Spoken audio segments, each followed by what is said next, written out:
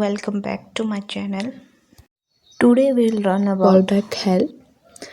सो इससे पहले कि हम वीडियो कंटिन्यू करें तो मैं बताना चाहूँगी कि there is one video about call back. So आपको ये वीडियो समझने के लिए वो वीडियो देखनी ज़रूरी है। So link is in description, you can watch it. So let's get started. So as we all know how callback work, when we pass one function as an argument to another function, we get callback function. So here, what are callback hell? When we try to perform various callback function after one another. सो जब भी let's suppose एक function है उसके अंदर हमने multiple call back function को डाल दिया है, सो वो हमारा क्रिएट करता है पिरामिड ऑफ डूम। ओके, और यू कैन से जब हम नेस्टेड कॉल बैक का यूज़ करते हैं तो वो हमारा कॉल बैक हेल कहलाता है। अब कैसे ये होता है, let's learn this with the help of an example.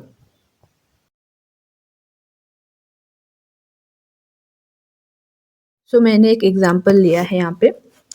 So example में आप देख सकते हैं देयर आर मल्टीपल फंक्शन।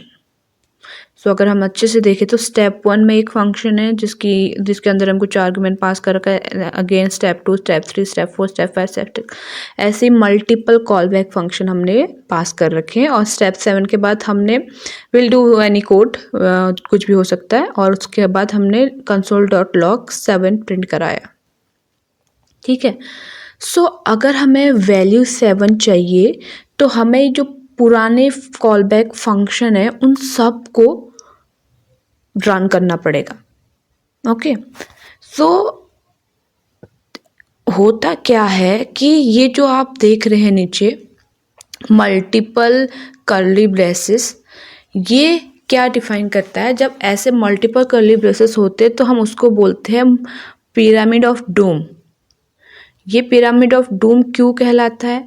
अगर आप अच्छे से देखें इसको तो ये जो मल्टीपल कर्ली ब्रेसेस है वो एक पिरामिड की तरह बन रखा है। जो हमारा पूरा कोड है, अगर आप स्लाइड देखिए, ये एक पिरामिड बना है, तो इसलिए इसका नाम पिरामिड ऑफ डूम पड़ा, which is the worst coding practice. So कभी भी आपको अपना कोड इस तरीके से तो बिल्कुल नहीं लिखना है।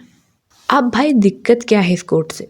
सो सपोज हमें वैल्यू 7 चाहिए और बीच में कहीं एरर आ गया, लेट्स सपोज स्टेप 5 में एरर आ गया, तो हमारा पूरा फंक्शन एरर थ्रो करेगा, बट हमें समझ नहीं आएगा कि एरर किसकी वजह से। ये रीडेबल नहीं होता। हमें स्टेप बाय स्टेप सारे फंक्शन को चेक करना पड़ेगा और तब जाके हमें एरर पता चलेगा, which is time consuming as well, क्योंकि जो ये सारे फंक्शन है एक दूसरे से डिपेंडेंट है। ओके, स्टेप 1 में जो फंक्शन है उसका आउटपुट तभी मिलेगा जब उसके अंदर के सारे फंक्शन अच्छे से सॉल्व होंगे। So now the question is, अगर हमें कोड ऐसे नहीं लिखना है तो what is the correct method, which we will learn in the next video. Do check my other videos related to JavaScript. Link is in the description.